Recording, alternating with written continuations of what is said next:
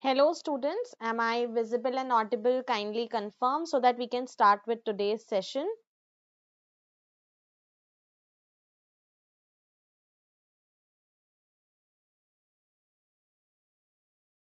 Quickly confirm. Hello students, am I visible and audible? Kindly confirm so that we can start with today's session. Okay, I am visible and audible. So, hello everyone. Welcome to Everything About Sociology. I am Yashika Hargunani, your sociology educator for the NTA UGC NET Sociology and other sociology competitive examinations. कैसे हैं आप सब? I am really excited to be back on YouTube classes because it's been a long time I was trying to fix what we say, all the fixing of problems which were coming to take classes on YouTube. But anyway, I am so glad that you all have now begun to watch my classes on paid classes also. So now I'm back on YouTube. So we are going to have regular classes on YouTube as well. So I'm very, very excited to have you all here today.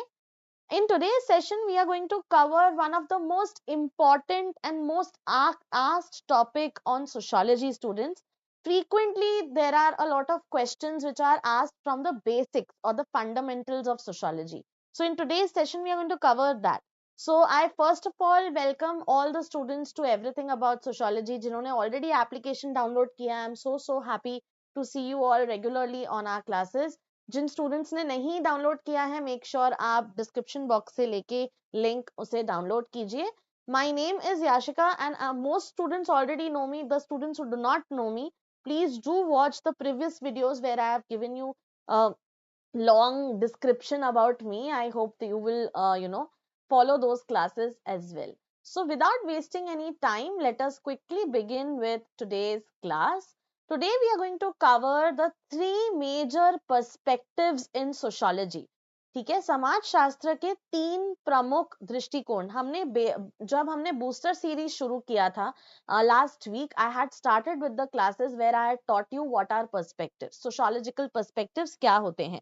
So in today's session, we are going to cover one of the most frequently asked questions from fundamentals to sociology, जो कि है three major perspectives in sociology. So stay till the end because we are also going to solve a lot of questions from this concept.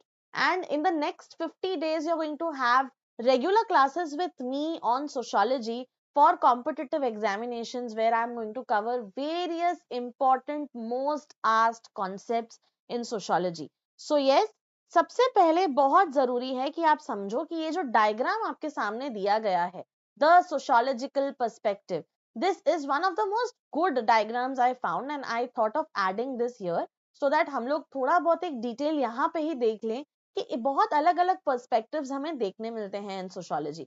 In the previous booster series, I had explained you the basic meaning of what are perspectives. मैंने आप सबको बताया था कि कोई भी sociological thinker पढ़ने से पहले उनका बैकग्राउंड पता होना बहुत जरूरी है. And hence one needs to know what are sociological perspectives, right. And perspectives का मतलब भी मैंने आप सबको बताया था यहाँ हिंदी में. I have mentioned also that is दृष्टिकोण. ठीक है, कोई भी चीज को देखने का एक नजरिया जो हमारा होता है, उससे रिलेटेड हम कुछ चीजें देखेंगे कि सोशियोलॉजिकल थिंकर्स जो थे उनका नजरिया क्या था, उनका पर्सपेक्टिव क्या था, ये सारी चीजें हमें समझना है. So this is a big diagram which is going to explain you about what are sociological perspectives. Sociology is not just about rote learning students. It's not just about कि आपको question solve करना है. Yes, competitive examinations में important हो जाता है कि question आपको write करना है. वो questions तब write होंगे जब आपका conceptual understanding strong होगा. आपको JRF सिर्फ तब मिलता है, राइट, जब आपका conceptual understanding जो होता है वो strong होता है, right? So there are multiple perspectives in sociology and one needs to know all these perspectives in detail. सबसे पहले तो you need to know, first you have to look at the top, very important, that we divide these perspectives into two parts. One is the interactionist, the other is the positivist, right? So interactionist सबसे पहला है, second is the positivist. ना मैंने ये last time भी आप सबके साथ कवर किया था that we study the three major perspectives, but यहाँ पे आपको बहुत सारे दिख रहे होंगे, right. You have to not get confused. You have to understand that we are dividing them in such a part कि कोई भी sociological thinker अपने theories इस particular way में form करता है. Interactionist का मतलब क्या होता है? In simple words, somewhere this focuses on the micro level of understanding, right? Micro aspects of society. जो कि होता है हमारा daily conversations, daily interactions, right? So hence it leads to symbolic interactionism, right? Symbolic interactionism में हम किसको देखते हैं? GH Mead को देखते हैं. Yes, very important. Apart from this, when we talk about the classical thinkers from our syllabus, हमारे classical thinkers कौन से हैं students? सबसे पहले आते हैं हमारे इमाइल डर्कहाइम. सो क्लास शुरू होने से पहले ही मैं आपको बहुत सारी डिटेल्स दे रही हूँ फर्स्ट स्लाइड से ही, ठीक है. फिर आते हैं Max Weber and Karl Marx. ये हमारे सिलेबस के कुछ इंपॉर्टेंट थिंकर्स हैं. यस, अब इनमें से एक ऐसे थिंकर है जिन्होंने माइक्रो लेवल ऑफ अंडरस्टैंडिंग पे फोकस किया था, and that is none other than Max Weber, जो कि सब्जेक्टिव डायमेंशंस पे फोकस करते हैं of society. He wanted to understand society through the understanding of subjectivity, right? So hence we also call him as someone who is a interpretive thinker. His focus was more on the deeper understanding of society. He gave a major, हमारा जो बोल सकते हैं popular concept है social action का, वो भी Max Weber ने ही दिया है, right? So you need to remember these details also. If I give you an example of symbolic interactionism, let's get back here, okay? So when you fold your hands, अगर मैं ऐसे एक action दिखा दूं आप सबको, right? What does this mean? India में हम बोलेंगे नमस्ते करना, प्रणाम करना किसी को, right? बट दूसरे कल्चर्स में या वेस्टर्न कल्चर्स में इसका मतलब अलग होगा. Maybe it might mean that someone is trying to just do some action like this, or a dance move or something like that. So obviously every action has a socially constructive value, right? So if I talk about anything else also, for example, if I say a hi, सब hi करने का तरीका अलग होता है. Western culture में hi is something which is known as namaste, but Indian culture में namaste is given more value. So सबके जो सिंबल्स होते हैं वो अलग अलग होते हैं, एंड सिंबल्स में जो मीनिंग होता है वो भी अलग अलग होता है. Another example you can take of a traffic signal. This is also one famous example which I give students. Okay, now we get to see three colors here, right? Red, yellow, green. Now automatically जब हम लोग road पे रहते हैं और हम लोग red colour देखते हैं, we know that we have to stop, right?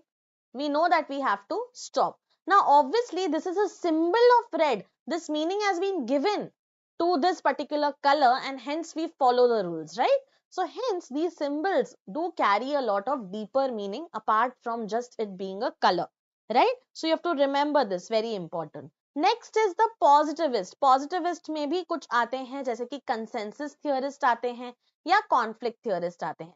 ना पॉजिटिविज्म हमें पता है ऑगस्ट कॉम्ट जो है हमारे बहुत फेमस थिंकर हैं, right?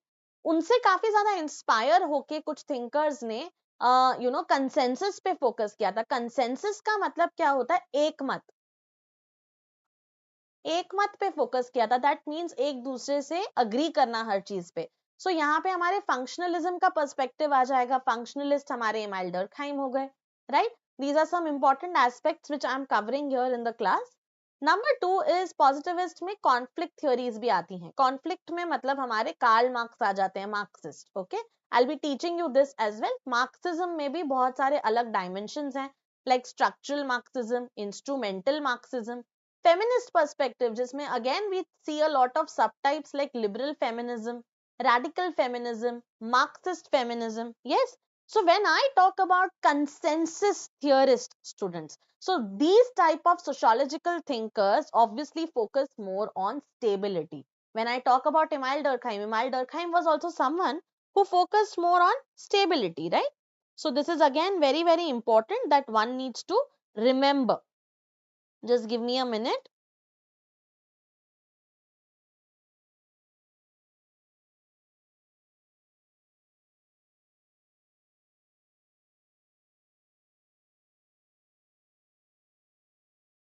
Okay, guys, I hope this is clear till here.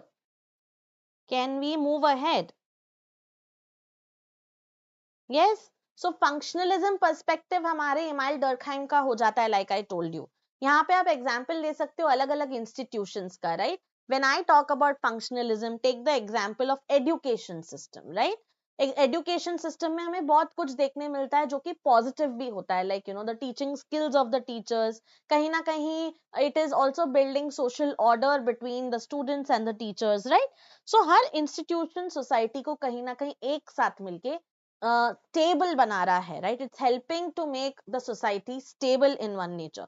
So you are supposed to remember when I talk about functionalism, there are some key words of Emile Durkheim like collective consciousness, solidarity, or we can also talk about stability. These are some important keywords of Emile Durkheim which you can remember for examination. But when I talk about conflict perspective, or when I talk about conflict perspective में हमारा Marxism आ जाता है या feminism आ जाता है. So now this is also very important. यहाँ पे जो thinkers होते हैं वो क्या कहने की कोशिश करते हैं कि society is based more on inequality.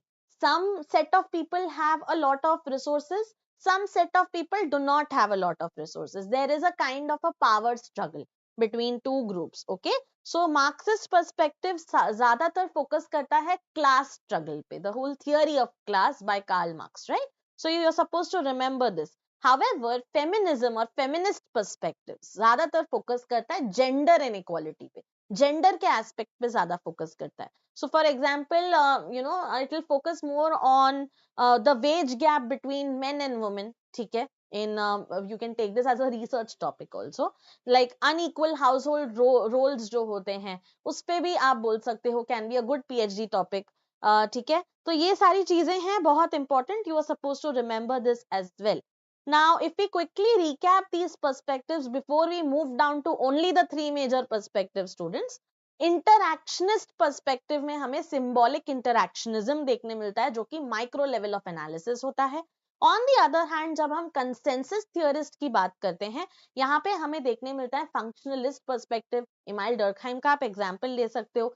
Order, stability, consensus, इन चीजों पे focus करते हैं वो, right? On the other hand, conflict theorists जो होते हैं वो ज्यादातर फोकस करते हैं पावर स्ट्रगल, रिसोर्सेज पे, राइट? सो यहाँ पे आ जाएंगे हमारे मार्क्सिस्ट पर्सपेक्टिव जो कि है Karl Marx, and feminist perspective, very very important, जो कि जेंडर इनइक्वालिटी पे फोकस करते हैं. सो ये एंटायर डायग्राम बहुत इंपॉर्टेंट हो जाता है एग्जाम पर्सपेक्टिव से.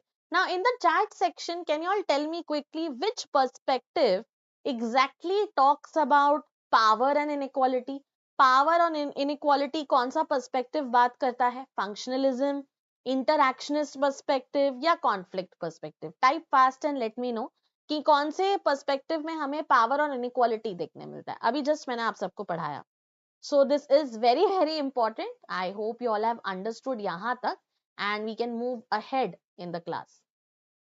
So before we move ahead, obviously जो students बार बार पूछते हैं about me and are very new in my class, my full name is Yashika Sanjay Hargunani, students.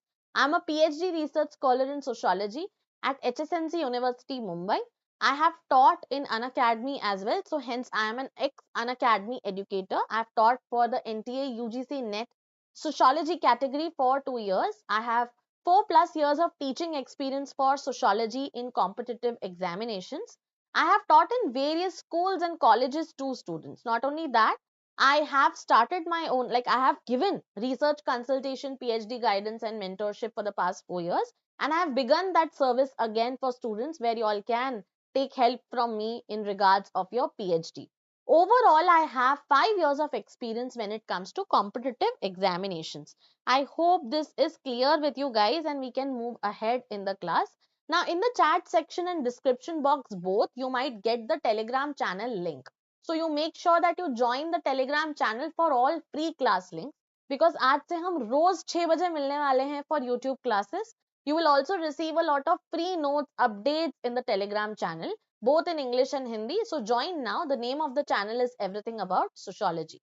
So now let's begin with the 3 major perspectives in sociology. Okay, तो कुछ भी शुरू करने से पहले मैं सोचा कि एक डायग्राम हम डिस्कस कर लेते हैं. सो ओवरऑल व्यू पॉइंट आप सबको मिलेगा, right? And we can start easily obviously. So before we understand theories, let's start with an example, a story basically. Now because I've worked in an academy, I took the example of an academy to make it more easier for you guys. ठीक है? So before we understand the major theories, major perspectives, let's imagine something in our mind. Okay? So imagine a big company. Okay? बहुत बड़ा company है. आप कोई भी नाम ले सकते हो, बायजूस, अन अकेडमी, कोई भी नाम ले सकते हो, HDFC बैंक. ठीक है? मैं बस नाम ले रही हूँ कोई भी ऑर्गेनाइजेशन का. ठीक है? 2 मिनट आप दिमाग में उस ऑर्गेनाइजेशन का एक स्ट्रक्चर इमेजिन करो, right? Now when you imagine this, obviously कोई भी ऑर्गेनाइजेशन में क्या होता है स्टूडेंट्स, कोई भी आप ऑर्गेनाइजेशन का एग्जांपल ले लो, चाहे आप HDFC बैंक का, अन अकेडमी का, कोई भी एग्जांपल ले लो. डिफरेंट डिपार्टमेंट्स होते हैं, राइट? आप यूनिवर्सिटी का एग्जांपल ले लो. अगर आपने मास्टर्स किया है तो obviously you might know there are different universities, right? So वहां पे क्या होंगे? एडुकेटर्स होंगे, HR टीम होगा, ठीक है, सेल्स का डिपार्टमेंट होगा, ऑपरेशंस का डिपार्टमेंट होगा. यस. सो अब ये सब अलग अलग काम करते हैं, यस और नो? सबका अपनी अपनी एक ड्यूटीज होती हैं, लेकिन गोल सेम होता है. गोल क्या होता है इन सबका स्टूडेंट्स? गोल होता है कि कहीं ना कहीं स्मूथ फंक्शनिंग हो, ऑर्गेनाइजेशन को पॉजिटिव रिस्पॉन्स मिले और ऑर्गेनाइजेशन चलता रहे, प्रॉफिट बनाता रहे, right? So now we are going to read this carefully, okay? Like I've written also here for you guys so that you will make a understanding of it. Imagine, आप लोगों को कल्पना करना है अपने दिमाग में, there is this big company and academy. It has a lot of departments, जैसे कि educators हो गए, HR टीम हो गई, sales and operations हो गया. अब ये जो टीम्स होती हैं सब मिलके काम करती हैं एक सेम मिशन के लिए. उनका सेम मिशन क्या होता है कि उनका ऑर्गेनाइजेशन बहुत ज्यादा प्रॉफिट करे एंड स्मूथ रनिंग हो ऑर्गेनाइजेशन का, राइट? कहीं ना कहीं सब लोगों का, सब मिलजुल के काम करते हैं एक गोल के लिए. अब इसको अगर हम सोशियोलॉजी या सोसाइटी के माध्यम से समझने की कोशिश करें, तो कोई भी सोशियोलॉजिस्ट अगर ये पूरी चीज को, संपूर्ण चीज को समझने की कोशिश करेंगे तो उनका एनालिसिस लेवल क्या होगा स्टूडेंट्स? एनालिसिस लेवल होगा macro. Please understand, whoever focuses on the whole or the bigger picture, okay, big picture, उनका एनालिसिस होता है, क्या होता है? Macro level of analysis. Please understand, that means जो भी सोशियोलॉजिस्ट पूरी सोसाइटी को एक साथ देखने की कोशिश करते हैं, भाग भाग में नहीं, भाग विभाग में नहीं, पूरी तरह से समझने की कोशिश करते हैं, उन्हें हम मैक्रो लेवल ऑफ एनालिसिस में रखते हैं. ये मैंने आप सबके साथ बूस्टर प्रो सीरीज में भी कवर किया था, but right now I am giving you a different example to explain better. ठीक है? Now when I talk about this big picture or when I talk about the macro level of understanding, so आपको ये important concept याद रखना है students. macro का मतलब क्या होता है? पूरा system, पूर्ण system, okay guys? पूरा structure. so जो भी sociologist पूरे structure को पढ़ने की कोशिश करते हैं, obviously that means that they are focusing on the macro picture, right? so पूरा अनअकैडमी का organization अगर कोई sociologist पढ़ने की कोशिश कर रहा है, मतलब वो मैक्रो लेवल ऑफ एनालिसिस से समझने की कोशिश कर रहा है. सो सोशियोलॉजी में भी जब हम सोसाइटी को एक पूरे सिस्टम के जैसे देखने की कोशिश करते हैं, उसे हम मैक्रो लेवल ऑफ एनालिसिस कहते हैं. और ये कौन से थिंकर्स या कौन से पर्सपेक्टिव में हमें सबसे ज्यादा देखने मिलता है? Functionalism. Please remember, yes, very very important. This is an in-depth class. Last में we are going to solve test questions, so do not miss them.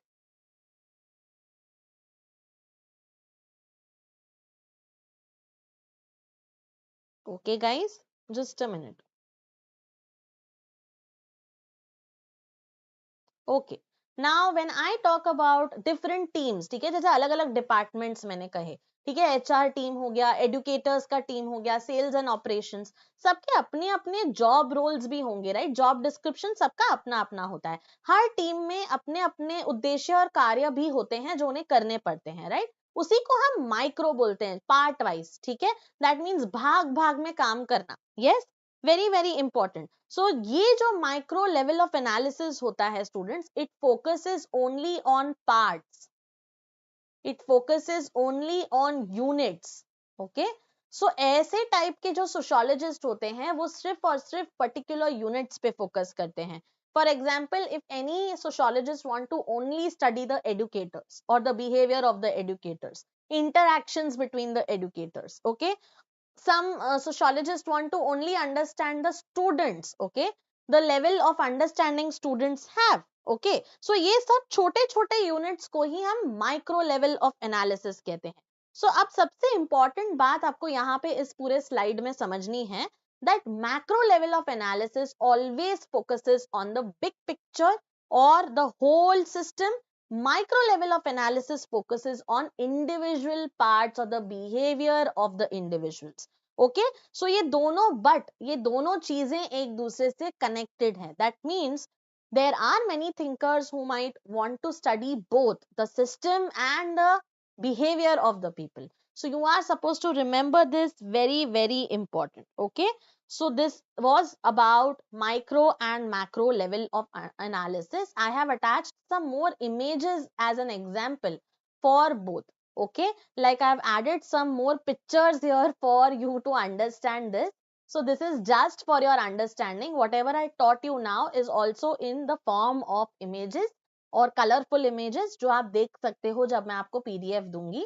If you all are attending, liking the class, sharing it, and I get more interaction with this particular class, only then I'll provide the PDF. So be serious about the class. Okay, so like I said, macro is the whole system. ठीक है, पूरे organisation पे जिस पे हम focus करते हैं, पूरे सिस्टम पे फोकस करते हैं. Micro on the other hand is focusing more on parts or individual roles. And there is also one more level of analysis जिसे हम मीसो कहते हैं स्टूडेंट्स. यहाँ पे इसका मतलब होता है कि ये दोनों मैक्रो और माइक्रो लेवल ऑफ अंडरस्टैंडिंग पे फोकस करता है. Yes, so I hope this is also clear with you guys.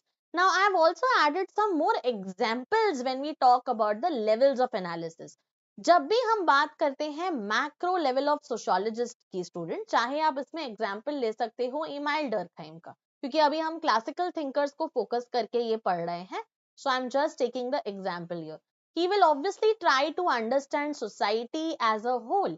He always said that society is sui generis, right? It is unique. He said that society exists before individuals. It is not the sum part of individuals, right? So hence, he is one of those thinkers who comes from the macro perspective. In type के thinkers में आप देखोगे कि हमेशा वो पूरे system को समझने की कोशिश करते हैं. टेक एन एग्जाम्पल हियर, मैंने एक एग्जाम्पल भी ऐड किया है. How does the family as an institution contribute to the overall structure of society. अगर आप पीएचडी स्टूडेंट हैं तो आप इससे रिलेट कर पाएंगे ऑब्वियसली, या अगर आप पीएचडी करने का सोच रहे हैं और आपका topic is related to family, as a macro perspective you might focus more on the overall structure or the overall understanding of the institution of family, rather just focusing on the individual behavior. इस perspective से related हमें बहुत सारे what we से ये जो theories हैं हमें बहुत सारे पर्सपेक्टिव्स में देखने मिलती हैं, like functionalism, conflict theory and social evolution. Now what does this mean? Thinkers like Emile Durkheim, Herbert Spencer, Karl Marx, ये सारे थिंकर्स मैक्रो पर्सपेक्टिव से आते हैं. I hope this is clear with you guys कि macro perspective में कौन से thinkers आते हैं.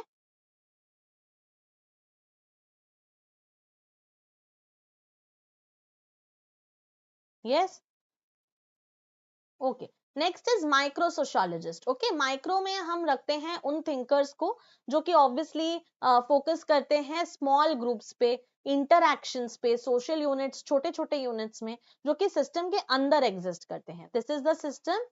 इसके अंदर के जो इंडिविजुअल्स हैं उन पे फोकस करते हैं, राइट? सो यहाँ पे कैसे टाइप के क्वेश्चंस एक रिसर्चर पूछेगा? he or she might ask कि ठीक है, what type of interaction do you get to see between couples that tend to lead to divorce? Okay, अगर वो फैमिली के स्ट्रक्चर को समझने की कोशिश कर रहे हैं, so they will focus more on the interaction between the people in the family. Okay, they'll focus more on the interaction. ठीक है, लोगों के बीच में वार्तालाप कैसी हो रही है, और ये कौन सी थियोरीज में हमें देखने मिलता है, कौन से पर्सपेक्टिव्स में देखने मिलता है? Symbolic interactionism, exchange theory, all of this. Okay, so I hope ये भी आप सबको क्लियर है कि कौन से सोशियोलॉजिस्ट कौन से पर्सपेक्टिव से आते हैं. This is the Hindi slide, you all can refer to this later on. ठीक है, so this is again the image slide I have created for you guys which you can go through. ऐसे ही मेरे paid notes भी होते हैं students, where I add a lot of images so that it helps you to remember things. Okay, see I have added here, ये ज्यादातर सिर्फ interaction पे फोकस कर रहे हैं माइक्रो सोशोलॉजिस्ट, रादर जो मैक्रो सोशोलॉजिस्ट है पूरे सिस्टम पे फोकस कर रहे हैं. Let's move to functionalism, very very important, and read some pointers on functionalism.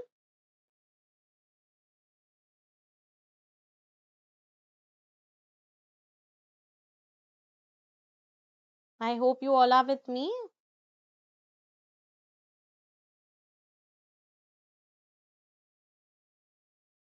Okay guys, yes. सो अब हम शुरू करते हैं हमारा ये इम्पोर्टेंट पर्सपेक्टिव जो कि है फंक्शनलिज्म. ये सबसे इम्पोर्टेंट है बिकॉज इससे काफी ज्यादा थिंकर्स भी हैं और फ्रीक्वेंटली क्वेश्चंस भी पूछे जाते हैं यूजीसी नेट में भी students. So when I talk about this, सबसे पहले फंक्शनलिज्म क्या कहता है. Functionalism argues that social stability is a prerequisite. Functionalism argue आर्ग्यू करता है स्टूडेंट्स, दैट कहीं ना कहीं सोशल स्टेबिलिटी जो है सबसे ज्यादा इंपॉर्टेंट मानी जाती है इस पर्सपेक्टिव में. ओके, दैट सोसाइटी तब स्टेबल रहती है जब उसके सभी पार्ट्स कहीं ना कहीं कंसेंसस में रहते हैं. You remember the word consensus, एक मत. जब कहीं ना कहीं हमें सोसाइटी में सबसे ज्यादा सोशल सॉलिडारिटी देखने मिलती है. Yes, very very important. So society तब स्टेबल रहती है जब उसके सभी पार्ट्स प्रॉपरली कहीं ना कहीं काम करते हैं स्टूडेंट्स. यानी सोशल स्टेबिलिटी जो है सबसे ज्यादा इंपॉर्टेंट मानी जाती है for a healthy society. It is a prerequisite for a healthy and strong society.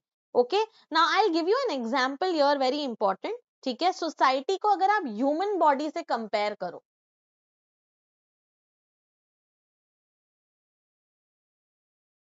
this we study in organic analogy by Herbert Spencer. So जैसे ही ह्यूमन बॉडी में बहुत सारे पार्ट्स होते हैं, हार्ट, लंग्स, किडनी, अगर इसमें से मैं कोई भी एक पार्ट को निकाल दूं तो बॉडी जो है डिसऑर्गेनाइज हो जाएगी. It will not function healthily, right. It will not be a healthy body, it might not function at all. Similarly इस टाइप के थिंकर्स जो हैं वो ये सोचते हैं कि सोसाइटी में से अगर एक कोई भी पार्ट जो है वो डिसरेगुलेट हो जाएगा तो सोसाइटी कहीं ना कहीं स्टेबल नहीं रहेगी. There will be instability in society and they don't focus on that, please understand. Yes, so जैसे बॉडी में हार्ट, लंग, हमारा जो ब्रेन है, ये सारे कहीं ना कुछ फंक्शंस प्रोवाइड करते हैं, राइट. अगर एक भी पार्ट कहीं ना कहीं हमारा फेल हो जाता है तो पूरा बॉडी कहीं ना कहीं डिस्टर्ब हो जाएगा, राइट. उसका जो इक्विलिब्रियम है कहीं ना कहीं डिस इक्विलिब्रियम आ जाएगा बॉडी में. Exactly the same way in this organic analogy Herbert Spencer से सोसाइटी में जैसे फैमिली, एजुकेशन, रिलीजन, ये सारे कोई ना कोई फंक्शन रोल प्ले करते हैं. इसमें से कोई भी एक अगर डिसरेगुलेट हो जाएगा तो सोसाइटी में एकमत बनी नहीं रहेगी. Yes, very very important. Yes, so abrupt social change imperils social order. What does this mean? अगर कोई भी सोशल चेंज आएगा तो सोशल ऑर्डर जो है वो कहीं ना कहीं पूरी तरह से समाप्त हो जाएगा. It will not exist. So it's very very important. Okay, it is a macro level perspective. Functionalism में जो भी thinkers आते हैं वो macro level follow करते हैं. By now you all know what is macro level perspective. So हमने अभी just पढ़ा था, अगर आपको याद होगा, macro level perspective क्या बोलता है कि कहीं ना कहीं पूरी तरह से वो सोसाइटी को पढ़ने की कोशिश करता है, पूरे सोसाइटी को पूरा सिस्टम समझने की कोशिश करता है. Yes, very important. Relationship between the parts of society, how the aspects of society are functional. Functionalism के perspective में हमें और क्या देखने मिलता है? Interdependence देखने मिलता है. Functionalism का key idea क्या है? Interdependence. इमाइल डर्कहाइम के क्लासेस में मैंने आप सबको ये पढ़ाया भी है. सोसाइटी के सभी पार्ट कहीं ना कहीं एक दूसरे से कनेक्टेड है. You remember I had taught you about what we say, what was that concept in Emile Durkheim I taught you, organic, what we say, organic and this solidarity, right. I think organic solidarity में मैंने आप सबको explain किया था कि कैसे interdependence हमें देखने मिलता है. Very very important. Yes, so society के सभी पार्ट्स भी कनेक्टेड होते हैं. Very important. Next part, functionalism is the oldest and still the dominant theoretical perspective in society. Please remember, very very important, oldest and dominant, ये बहुत important हो जाता है एक पर्सपेक्टिव को समझने के लिए. Functionalism is the oldest and dominant perspective in society और in sociology as a discipline. So now let's revise this very clearly, ठीक है। फोकस किस पे रहता है फंक्शनलिज्म के पर्सपेक्टिव का? स्टेबिलिटी पे, एकमत पे, कंसेंसस पे। Please remember it focuses on social order. इसका लेवल ऑफ एनालिसिस क्या है? मैक्रो लेवल पर्सपेक्टिव से आता है ये। इसका आइडिया क्या है स्टूडेंट्स? दैट सोसाइटी कहीं ना कहीं एक दूसरे पे इंटरडिपेंडेंट है, कंसेंसस से चलती है। और कहीं ना कहीं इसमें हमें जो देखने मिलता है, ये थिंकर्स कहते हैं सोसाइटी में चेंज जो है स्लो और ग्रेजुअल होता है, बट पूरी तरह से चेंज वो एक्सपेक्ट नहीं करते हैं। So now in the chat section I will ask you one question, which perspective focuses on stability? अभी जस्ट मैंने आपको पढ़ाया है, please let me know. Conflict, functionalism और interactionism, very important. So whenever you see words like stability, consensus, system, ये सब हमारे functionalism perspective से आता है students, very important. Okay,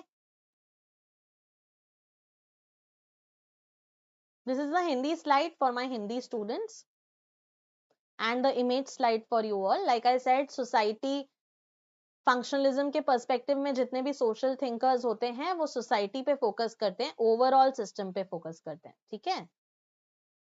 and they focus more on stability and order, ठीक है। Each aspect of society focuses on interdependence. Now, when we talk about these perspectives, the major theoretical perspectives, please pay attention here. This slide is very, very, very important.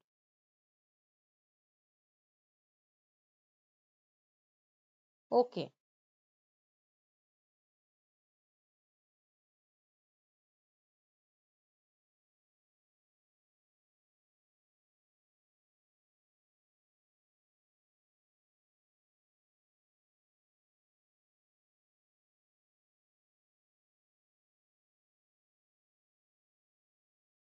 सबसे पहले हम यहाँ पे देखते हैं functional perspective, जो हम already cover कर चुके हैं, ठीक है।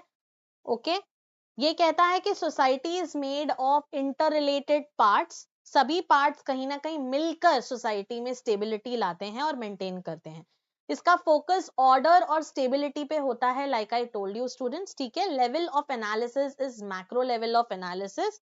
Society works like a whole system, ठीक है। So society is composed of interrelated parts that work together to maintain stability within society. In type के थिंकर्स जो होते हैं वो ज्यादातर स्टेबिलिटी पे फोकस करते हैं। ये स्टेबिलिटी अगर कहीं ना कहीं थ्रेटन होगी तो कहीं ना कहीं सोसाइटी हमारी डिसफंक्शनल हो जाएगी, जो कि वो बिल्कुल भी चाहते नहीं है। नंबर 2 इज कॉन्फ्लिक्ट पर्सपेक्टिव, जो कि वापस हमारा एनालिसिस लेवल यहाँ पे मैक्रो लेवल हो जाता है। Yes, very very important. ये कहता है कि सोसाइटी में इनइक्वालिटी और पावर स्ट्रगल है। कुछ ग्रुप्स बेनिफिट करते हैं, they are the haves, and कुछ ग्रुप कहीं ना कहीं बेनिफिट नहीं करते हैं, they are the have nots. Very very important. So the focus is more on the inequality and power. Karl Marx की जो हम थियोरी पढ़ते हैं क्लास स्ट्रगल की, उसमें काफी ज्यादा अच्छे से एक्सप्लेन होता है। So somewhere society is like a battlefield. Yes, so society is characterized by social inequality. Social life is like a struggle, resources के लिए स्ट्रगल करते हैं। Yes, very important. हमारे जो बोर्जवाज और प्रोलेटेट है can be a good example here, ठीक है। So next is feminist. Feminist perspective हमारा मैक्रो भी होता है, माइक्रो भी होता है। इसका मीनिंग क्या होता है? कॉन्फ्लिक्ट थियोरी का ये एक एक्सटेंशन थियोरी आप मान सकते हो फेमिनिस्ट पर्सपेक्टिव को। ये ज्यादातर फोकस करता है जेंडर के एस्पेक्ट पे, जेंडर का जो इनइक्वालिटी है इस पे फोकस करता है, and says that society is based on patriarchy. Okay, so it's based on patriarchy. For example, जैसे कि वेज गैप वुमेन और मेन के बीच में मैंने आपको दिया था, राइट। सो माइक्रो और मैक्रो दोनों होता है। पेट्रियार्की को क्या हम कहेंगे कि कहीं ना कहीं एक ऐसा सिस्टम जहां पे ज्यादातर मेल्स को प्रिविलेज दिया जाता है फ्रॉम फीमेल्स। सिंबॉलिक इंटरैक्शनिस्ट पर्सपेक्टिव हमारा माइक्रो लेवल एनालिसिस हो जाता है स्टूडेंट्स, ठीक है। Very very important. ये जो है कहता है कि कहीं ना कहीं ये पर्टिकुलर थिंकर्स डेली इंटरैक्शंस पे फोकस करते हैं।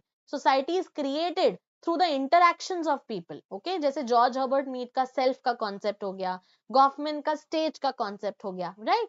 Post modernism another important perspective again is macro and micro both, and say it focuses more on the post industrialization aspect like consumerism, global communication, and questions the ideas of the recent times. Okay, postmodernist perspective, very very important.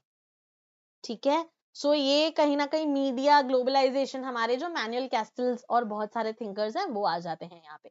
So I hope आप सबको ये clear हो गया, ये जो perspectives हैं. Now let us start solving a few questions before I end the class to check how many of you all have really understood perspectives. Okay, question number 1 in front of you: which of the following perspectives views society as a system of interrelated parts working together to maintain equilibrium? Conflict theory, functionalism, symbolic interactionism, postmodernism. इनमें से कौन सा perspective, कौन सा दृष्टिकोण समाज के संतुलन बनाए रखने पर फोकस करता है? Students please answer this question.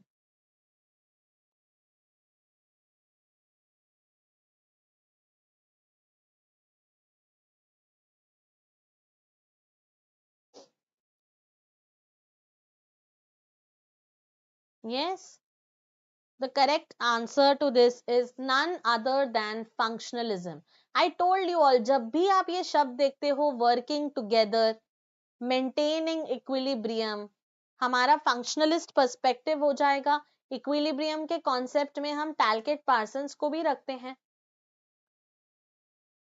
That's why I said you all need to know the concepts really well in order to answer questions, right? This is how you are supposed to answer questions. Question number 2 in front of you: the interactionist perspective in sociology primarily focuses on what? हमारा जो इंटरैक्शनिस्ट perspective है वो किस पे focus करता है? Structural inequalities within institutions, the role of ideology in maintaining power, everyday social interactions and meaning making, historical development of economic system. Please answer this question. I did teach you about symbolic interactionism. इन options में से कौन से option को हम सही मानेंगे?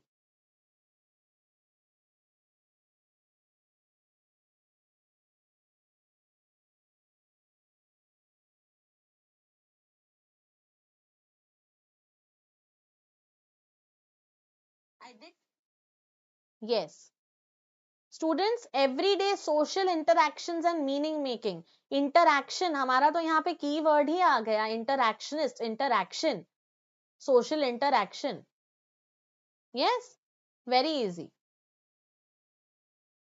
Within the positivist tradition, the approach that emphasizes social order and integration is known as what? Conflict theory, feminist theory, consensus theory, postmodern theory. हम जो positivist tradition देखते हैं, if you remember the diagram which I showed you in the start, सब इसमें social order integration कौन से perspective में हमें देखने मिलता है?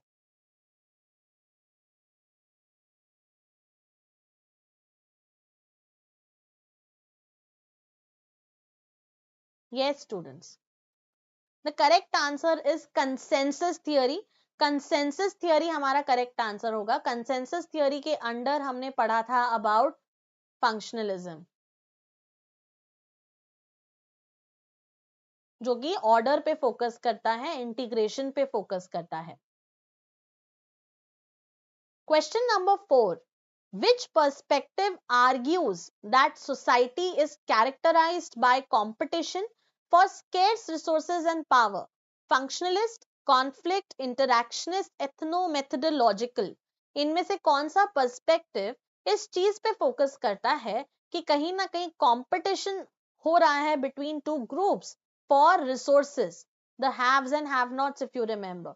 Please answer this question.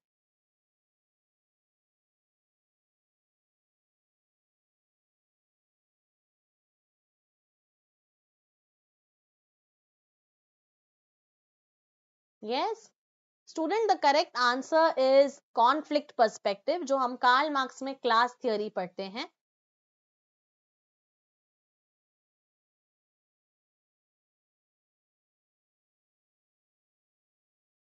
Right? Here he talks about bourgeois and proletariats, two types of classes. Right? Some of them have the resources, some of them don't have the resources. Question number 5. In Marxist theory, the concept that the state functions to maintain the interest of the ruling class is associated with which type of Marxism? Structural Marxism, instrumental Marxism, cultural Marxism, analytical Marxism. Please answer this question.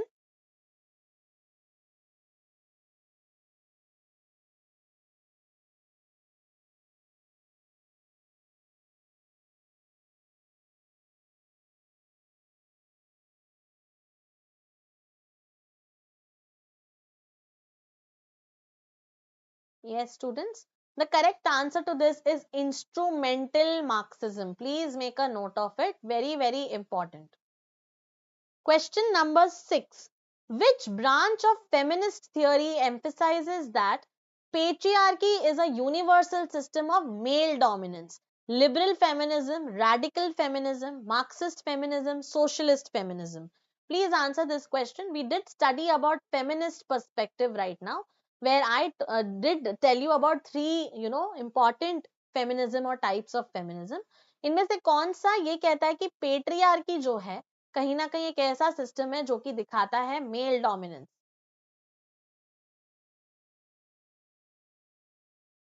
सबसे ज्यादा patriarchy पे ही focus करता है ये perspective. Yes, please remember it is radical feminism students. Okay, radical feminism ही सबसे ज्यादा patriarchy पे फोकस करता है. यस, मेल डोमिनेंस पे फोकस करता है. Question number 7. The perspective that argues reality is socially constructed through interactions and shared symbols is known as what? Functionalism, conflict theory, symbolic interactionism, structuralism. ऐसा perspective जो कहीं ना कहीं सिंबल्स पे focus करता है, इंटरैक्शंस पे फोकस करता है और कहीं ना कहीं इन्हीं सिंबल्स को मीनिंग देता है. Remember the example of traffic light. क्या होगा answer?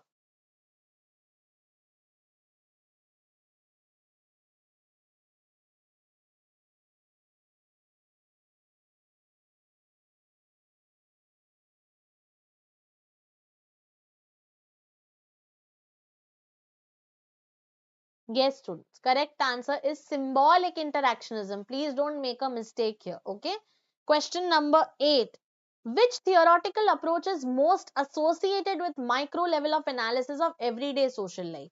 Functionalism, conflict theory, symbolic interactionism, structural Marxism.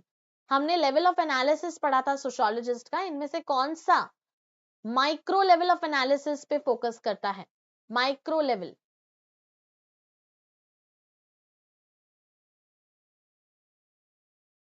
Answer this question.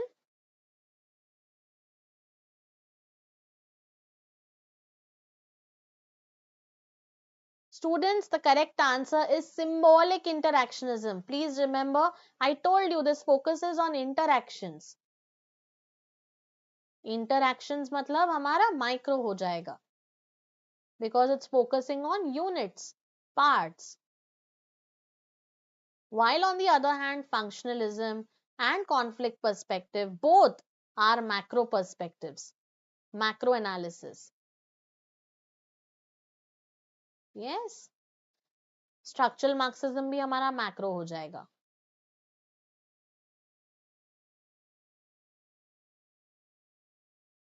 The idea that capitalist structures shape social institutions and class relations is central to which type of perspective? Functionalist perspective, Marxist perspective, postmodern perspective, phenomenological perspective. ये एक विचार जो है that पंजीवादी संचारनाएं मतलब क्या होता है इसका? कैपिटलिस्ट स्ट्रक्चर्स जो हमारे होते हैं, सबसे ज्यादा कैपिटलिज्म पे कौन सा पर्सपेक्टिव फोकस करता है? इजी वर्ड्स में.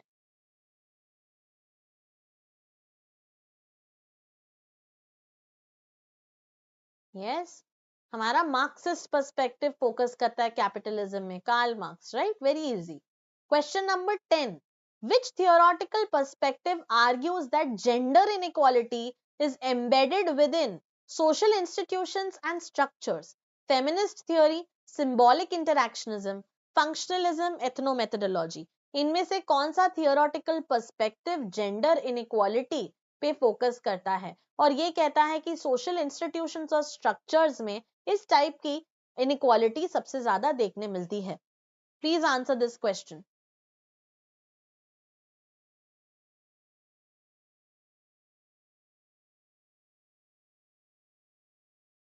यस, फेमिनिस्ट थियोरी, मैंने आपको कहा था ये भी इंपॉर्टेंट है, माइक्रो में मैक्रो दोनों होता है ये.